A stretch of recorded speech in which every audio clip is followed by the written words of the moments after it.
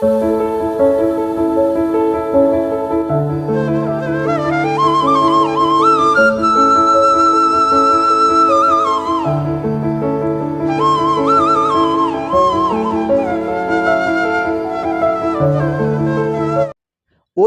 ಹಿಂದೆ ಬಿದ್ದಿರ್ತಕ್ಕಂಥ ಮಕ್ಕಳನ್ನು, ಅಂದರೆ ಸ್ವಲ್ಪ ಡಲ್ ಆಗಿರ್ತಕ್ಕಂಥ ಮಕ್ಕಳನ್ನು ಮತ್ತೆ ಅವ್ರನ್ನ ಜಾಣರನ್ನಾಗಿ ಮಾಡುವುದು ಹೇಗೆ ಅಂತಕ್ಕಂಥ ಒಂದು ವಿಚಾರಕ್ಕೆ ನೀವು ಈ ವಿಡಿಯೋನ ನೋಡ್ತಾ ಇದ್ದೀರಿ. ಇದು 2ನೇ ವಿಡಿಯೋ. ಒಂದು ವೇಳೆ ನೀವು ಇದನ್ನೇ ಮೊದಲು ನೋಡ್ತಾ ಇದ್ರಿ ಅಂದರೆ ಆ ಮೊದಲನೇ ವಿಡಿಯೋ ನೋಡಿ ಮತ್ತೆ ಇದನ್ನು ಮುಂದುವರಿಸೋದು ಬಹಳ ಉತ್ತಮ ಅಂತ ಅನಿಸುತ್ತೆ.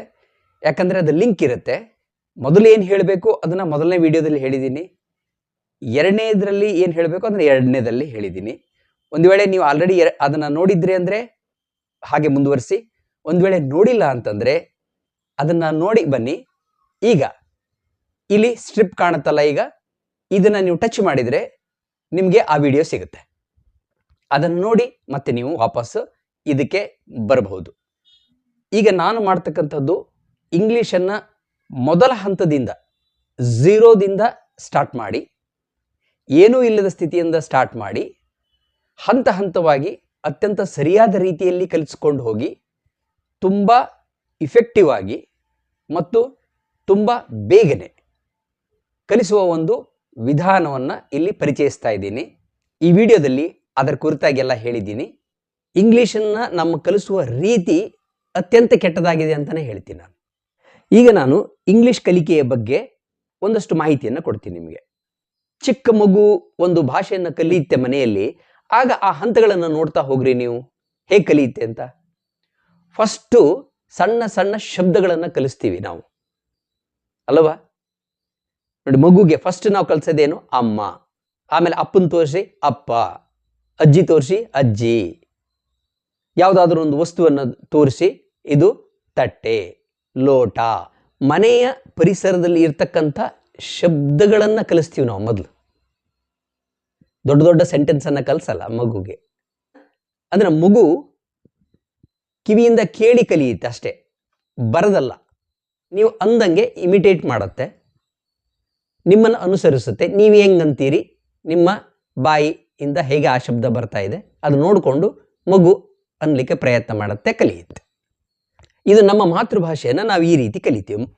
ಯಾವುದೇ ಒಂದು ಭಾಷೆಯನ್ನು ಕಲಿಬೇಕಾದಾಗ ಅದು ಇದೇ ಥರ ಆಗಬೇಕಾಗಿತ್ತಲ್ಲ, ವೈಜ್ಞಾನಿಕವಾಗಿ ನೋಡೋದಾದರೆ ಇದೇ ರೀತಿ ಆಗಬೇಕಾಗಿತ್ತು. ಆದರೆ ನಾವು ಆ ಥರ ಮಾಡ್ತಾ ಇಲ್ಲ.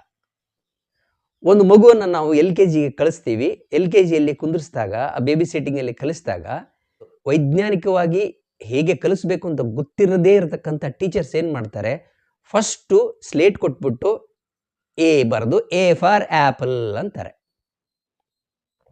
ಈ A ಫಾರ್ ಆ್ಯಪಲ್ ಅಂತ ಏನು ಕಲಿಸ್ತಾರಲ್ಲ, ಇದರಂಥ ಶುದ್ಧ ಮೂರ್ಖತನನೇ ಇಲ್ಲ ಅಂತ ಹೇಳ್ಬಿಡ್ತೀನಿ ನಾನು. ಇದು ಅಲ್ಲವೇ ಅಲ್ಲ, ಕಲಿಸುವಂಥ ರೀತಿಯೇ ಅಲ್ಲ.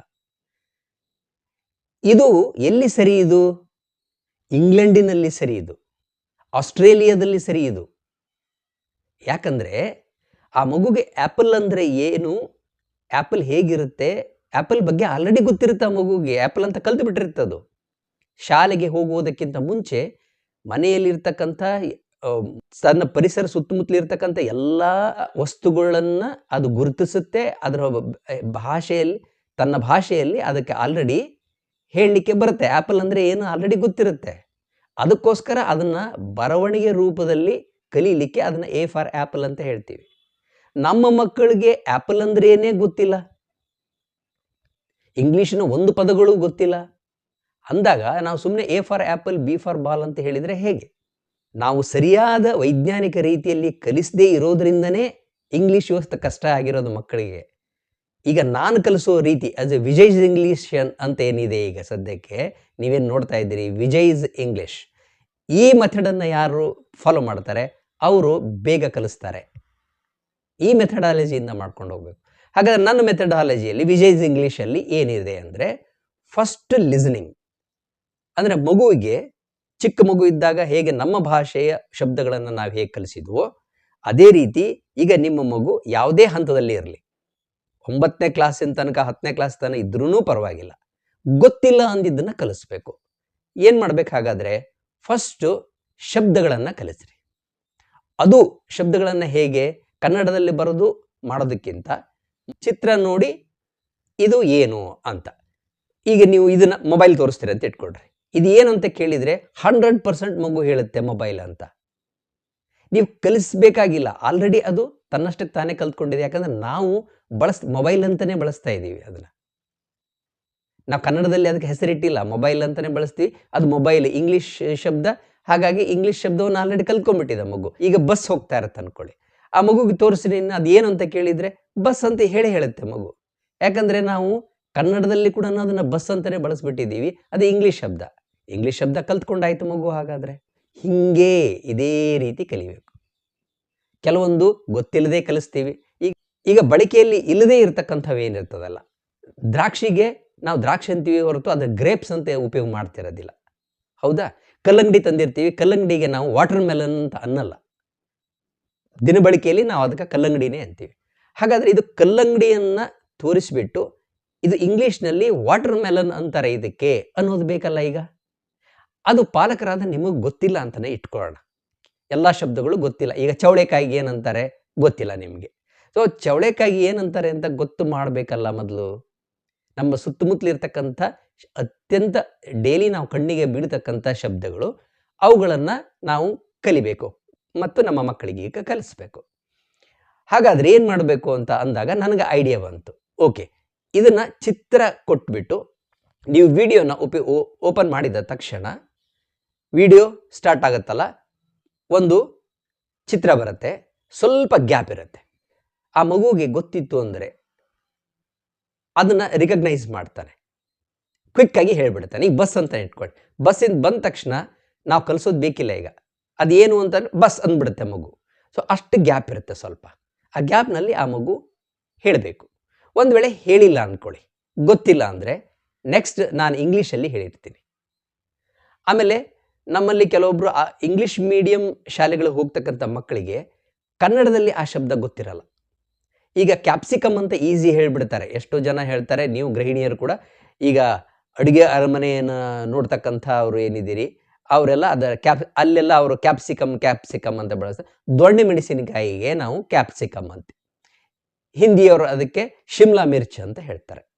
ಈಗ ನಮಗೆ ಆ ಶಬ್ದಗಳು ಗೊತ್ತಾಗಬೇಕು ಅಂದರೆ ಈ ವಿಡಿಯೋಗಳನ್ನು ನೀವು ನೋಡಬೇಕು.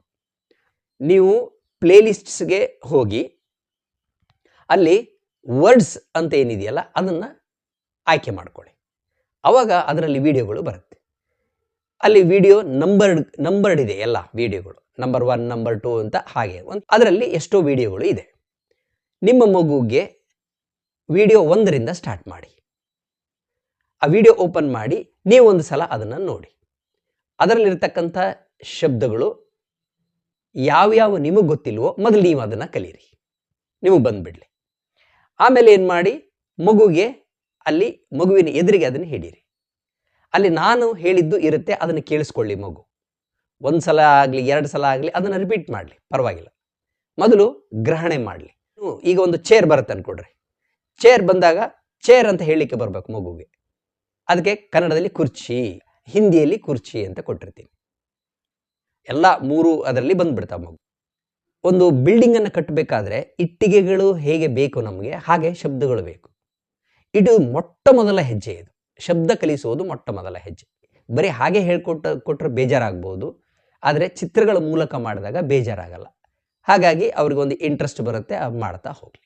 ಆಮೇಲೆ ರೀಡಿಂಗ್ ಅಂತ ಬರುತ್ತೆ. ರೀಡಿಂಗ್ ಅಂತ ಬಂದಾಗ ಅಲ್ಲಿ ನಾನು ನಿಮಗೆ ಹೇಳ್ಕೊಡ್ತೀನಿ. ಅಲ್ಲಿನೂ ವಿಡಿಯೋ 1ರಿಂದ ಹೋಗಿ, ಆಗ ಗೊತ್ತಾಗುತ್ತೆ ನಿಮಗೆ ಹೇಗೆ ಏನೇನನ್ನ ಕಲ್ತ್ಕೊಂಡು ಹೋಗ್ಬೇಕು. ಹೀಗೆ ಸರಿಯಾಗಿ ಸಿಸ್ಟಮೆಟಿಕ್ ಆಗಿ ಹಂತ ಹಂತವಾಗಿ ನೀವು ಕಲಿಸ್ತಾ ಹೋಗ್ತೀರಿ, ಜೊತೆಗೆ ಕಲಿಸ್ತಾ ಹೋಗ್ತೀರಿ. ನಾವು ಕಲಿತು ಏನು ಮಾಡಬೇಕು ಅಂತ ಪ್ರಶ್ನೆ ಅಲ್ಲ, ನಮ್ಮ ಮಗುವಿನ ಭವಿಷ್ಯ ನಮಗೆ ಉಜ್ವಲ ಆಗಬೇಕು. ಮಗು ಮುಂದಕ್ಕೆ ಹೋಗಬೇಕು ಅಂದರೆ ನೀವು ಸ್ವಲ್ಪ ಅವ್ರನ್ನ ಪುಷ್ ಮಾಡಬೇಕು. ಅಷ್ಟೇ ಇರೋದು ಇದರಲ್ಲಿ. ತುಂಬ ಸಿಂಪಲ್ ಆಗಿರ್ತಕ್ಕಂಥದ್ದು.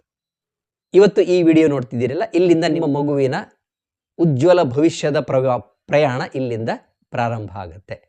ಇಲ್ಲಿಂದ 25 ವರ್ಷ 30 ವರ್ಷಗಳಲ್ಲಿ ಎಲ್ಲಿ ಹೋದರೂ ಕನ್ನಡಿಗರು ದೊಡ್ಡ ದೊಡ್ಡ ಸ್ಥಾನದಲ್ಲಿ ಇರಬೇಕು. ನಮ್ಮ ಮಕ್ಕಳಿಗೆ ಪರಿಶ್ರಮ ಮಾಡೋಕ್ಕೆ ನಾವು ಕಲಿಸಿದರೆ ಸಾಕು, ಗ್ಯಾರಂಟಿ ನಾವು ಮುಂದೆ ಹೋಗ್ತೀವಿ.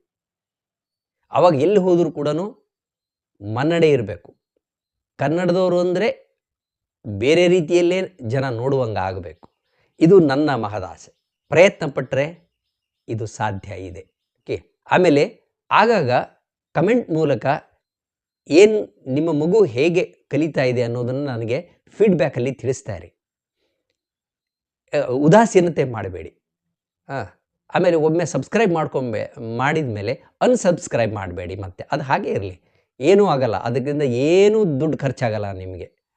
ಈಗ ನಿಮ್ಮ ಮಗು ಆಲ್ರೆಡಿ ಓದಲಿಕ್ಕೆ ಬರೀಲಿಕ್ಕೆ ಬರ್ತಾ ಇದೆ, ಈಗ ವಾಕ್ಯ ರಚನೆ ಸರಿಯಾಗಿಲ್ಲ ಅಂತ ಅನ್ನೋದಾದರೆ, ಈಗ ನನ್ನ ಇನ್ನೊಂದು ಚಾನಲ್ ಇದೆ, ಅದರಲ್ಲಿ ಆ ಮಕ್ಕಳಿಗೆ ಬೇಕಾಗಿದ್ದು ಇದೆ. ವಿಜಯೀಂದ್ರ ಕ್ಷತ್ರಿಯ ಅಂತ ಡಿಸ್ಕ್ರಿಪ್ಷನ್ ಬಾಕ್ಸಲ್ಲಿ ನೀವು ಹೋದ್ರೆ ಅಂದರೆ ಅಲ್ಲಿ ನಾನು ಲಿಂಕನ್ನು ಕೊಟ್ಟಿರ್ತೀನಿ ಅಂತ. ಆ ವಿಜಯೀಂದ್ರ ಅಂತ ಮಾಡಿದಾಗನೇ ಆಲ್ರೆಡಿ ಬಂದ್ಬಿಡುತ್ತೆ, ಯಾಕಂತಂದರೆ ಅದು ತುಂಬ ಫೇಮಸ್ ಆಗಿದೆ. ಆಲ್ರೆಡಿ ಈಗ ಸದ್ಯಕ್ಕೆ 89,000 ಸಬ್ಸ್ಕ್ರೈಬರ್ಸ್ ಆಲ್ರೆಡಿ ಇದ್ದಾರೆ ಅದಕ್ಕೆ. ಆದರೆ ಅದರಲ್ಲಿ ಏನಾಗಿದೆ ಅಂದರೆ, ಯಾರು ಏನು ಕೇಳ್ತಾರೋ ಅದನ್ನು ಆ ರಿಕ್ವೆಸ್ಟ್ ಬಂದ ತಕ್ಷಣವೇ ಆ ವಿಡಿಯೋ ಮಾಡ್ತೀನಿ, ಹಾಕ್ಬಿಡ್ತೀನಿ. ಅದು ಬರೀ ಇಂಗ್ಲೀಷ್ ಕಲಿಕೆಗೆ, ಅದು ಮತ್ತೆ ಝೀರೋದಿಂದ. ಅದಕ್ಕೆ ಆಗಿ ಅದು ಆಗಲಿಲ್ಲ. ಅದಕ್ಕೆ ಈಗ ನನಗೆ ಅನ್ನಿಸ್ತಾ ಇದೆ, ಅದಕ್ಕಾಗಿಯೇ ಈ ಸಪ್ರೇಟಾಗಿ ಇದನ್ನು ನಾನು ಮಾಡ್ತಾ ಇದ್ದೀನಿ. ಎಷ್ಟು ಜನರಿಗೆ ತಲುಪಿಸಿಕಾಗತ್ತೋ ಅಷ್ಟು ಜನರಿಗೆ ತಲುಪಿಸಿ. ಯಾಕಂದರೆ ಪ್ರತಿ ಮಗು ಇಂಗ್ಲೀಷ್ನಲ್ಲಿ ಮಾತ್ರ, ಯಾವ ಮಗುನೂ ಡಲ್ ಆಗಬಾರ್ದು, ಯಾವ ಮಗುನೂ ಫೇಲ್ ಆಗಬಾರ್ದು. ಇದು ನನ್ನ ಗುರಿ. ನಾವು ಕನ್ನಡಿಗರು ಹೇಗಿರಬೇಕಂದ್ರೆ, ಪ್ರತಿಯೊಬ್ಬ ಕನ್ನಡಿಗನಿಗೂ ಇಂಗ್ಲೀಷ್ ಪ್ರಬುದ್ಧವಾಗಿ ಬರಬೇಕು. ಇಂಗ್ಲೀಷ್ ಚೆನ್ನಾಗಿ ಬಂತು ಅಂದರೆ ಮಗುವಿಗೆ ಕಾನ್ಫಿಡೆನ್ಸ್ ಬರುತ್ತೆ. ಕಾನ್ಫಿಡೆನ್ಸ್ ಬಂದರೆ ಚೆನ್ನಾಗಿ ಓದುತ್ತೆ ಮಗು.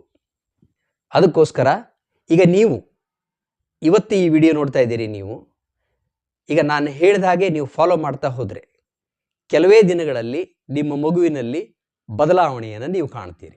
ಆದರೆ ಈಗ ಕಲಿಸೋದೇನಿದೆಯಲ್ಲ ಅದು ಸತತವಾಗಿರಲಿ. ನೀವು ಇವತ್ತೇ ಪ್ರಾರಂಭ ಮಾಡಿ. ಮೊದಲು ವರ್ಡ್ಸ್ಗೆ ಹೋಗಿ, ಅದರೊಳಗೆ ಚಿತ್ರಗಳಿರ್ತಕ್ಕಂಥ ವಿಡಿಯೋಗಳಿದೆ, ವಿಡಿಯೋ 1ರಿಂದ ಪ್ರಾರಂಭ ಮಾಡಿ. ನಿಮ್ಮ ಮಗು ದಿನಕ್ಕೆ ಎಷ್ಟು ಕಲಿಯುತ್ತೋ ಅಷ್ಟನ್ನು ಕಲಿಸಿ. ಆಮೇಲೆ ರೀಡಿಂಗ್ ಸೆಕ್ಷನ್ ಅಂತ, ಆ ರೀಡಿಂಗ್ ಸೆಕ್ಷನ್ಗೆ ಹೋಗಬೇಕು. ಇಂಗ್ಲೀಷ್ ಅಕ್ಷರಗಳನ್ನು ನೋಡಿ ಓದುವುದನ್ನು ಕಲೀಲಿಕ್ಕೆ ಹೋಗುತ್ತೆ, ಆ ಸೆಕ್ಷನ್ ಇದೆ. ಅದಕ್ಕೆ ಅದು LSRW ಅಂತೀವಿ. ಎಲ್ ಲಿಸನಿಂಗ್, ಫಸ್ಟು ಕೇಳಬೇಕು. ಎಸ್ ಸ್ಪೀಕಿಂಗ್, ಬಾಯಿಂದ ಅನ್ನಕ್ಕೆ ಬರಬೇಕು. ಆರ್ ರೀಡಿಂಗ್, ಆಮೇಲೆ ರೈಟಿಂಗು. ನಾವು ರಿವರ್ಸ್ ಮಾಡ್ತಾ ಇದ್ದೀವಿ ನೋಡ್ರಿ. ಅಂದಾಗ ಸರಿಯಾಗಿ ಆಗುವಂದ್ರೆ ಹೇಗಾಗುತ್ತೆ? ಇದು ಸರಿಯಾದಂಥ ಕ್ರಮ. ನಾವೇನು ಮಾಡ್ತೀವಿ, A for apple, B for ball, ಮೊದಲು ಎ ಬರೆಯೋದನ್ನು ಕಲಿಸ್ತೀವಿ. ನಾವು ಹೋಗ್ತಕ್ಕಂಥ ದಾರಿನೇ ತಪ್ಪಿದ್ದಾಗ ನೀವು ಕರೆಕ್ಟಾಗಿ ನಿಮ್ಮ ಊರಿಗೆ ಹೆಂಗೆ ತಲುಪ್ತೀರಿ? ನೀವು ಅದೇ ತಪ್ಪು ಮಾಡ್ತಿರೋದು ನಾವಿಲ್ಲಿ. ಕಲಿಸುವ ರೀತಿ ಗೊತ್ತಿಲ್ಲ ಜನರಿಗೆ. ಆದರೆ ಅದು ವಿಜಯ್ಸ್ ಇಂಗ್ಲೀಷ್ ಏನಿದೆಯಲ್ಲ, ಅದು ವೈಜ್ಞಾನಿಕವಾಗಿ ಹೋಗುತ್ತೆ. ಅದಕ್ಕೋಸ್ಕರ ಈ ಚಾನಲ್ನ ಫಾಲೋ ಮಾಡಿಕೊಂಡು ಇಲ್ಲಿ ನೀವು ಇಂಗ್ಲೀಷ್ ಕಲಿತರೆ ಬೇಗ ಕಲಿತೀರಿ. ನೀವು ನಿಮ್ಮ ಮಗುವಿಗೆ ಬೇಗ ಕಲಿಸ್ತೀರಿ. ಮುಂದೆ ಹೋದಾಗ ನಿಮಗೆ ಗೊತ್ತಾಗುತ್ತೆ. ಅದಕ್ಕೋಸ್ಕರ ಏನೇನು ಬದಲಾವಣೆಗಳು ನಿಮ್ಮ ಮಗುವಿನಲ್ಲಿ ಆಗುತ್ತೆ ಅನ್ನೋದು ಆಗಾಗ ಕಮೆಂಟ್ಸ್ನಲ್ಲಿ ನನಗೆ ತಿಳಿಸ್ತಾ ಇರಿ. ಓಕೆ, ಈಗ ಈ ವಿಚಾರವಾಗಿ ನಿಮ್ಮ ಆತ್ಮೀಯರಿಗೆಲ್ಲರಿಗೂ ತಿಳಿಸಿ. ಯೂಟ್ಯೂಬ್ ಓಪನ್ ಮಾಡಿ, ಆ ಸರ್ಚ್ ಬಾಕ್ಸ್ನಲ್ಲಿ ನೋಡಿ, ಈ ಇದರದಲ್ಲ, ಹೀಗೆ ಕಲಿಸು ಅಂತ ಟೈಪ್ ಮಾಡಿದರೆ ನನ್ನ ಚಾನಲ್ ಸಿಕ್ಬಿಡುತ್ತೆ. ಅದಕ್ಕೆ ನೀವು ಯಾರಿಗಾದರೂ ಹೇಳಬೇಕಾದ್ರೆ ಅವ್ರಿಗೆ ಇದನ್ನೇ ಹೇಳಿ, ವಾಟ್ಸಪ್ಪಲ್ಲಿ ಅವ್ರಿಗೆ ನೀವು ಹೇಳಬೇಕಂತ ಇಟ್ಕೊಳ್ರಿ. ಆವಾಗ ಕಲಿಸು ಅಂತ ಟೈಪ್ ಮಾಡು ಅಂತ ಹೇಳಿಬಿಟ್ರೆ ಸಾಕು, ಅವರಿಗೆ ಈಸಿಯಾಗಿ ಸಿಕ್ಬಿಡುತ್ತೆ. ಜಗತ್ತನ್ನು ಆಳಬೇಕು ಕನ್ನಡಿಗರು, ನೆನಪಿಟ್ಕೊಳ್ಳಿ.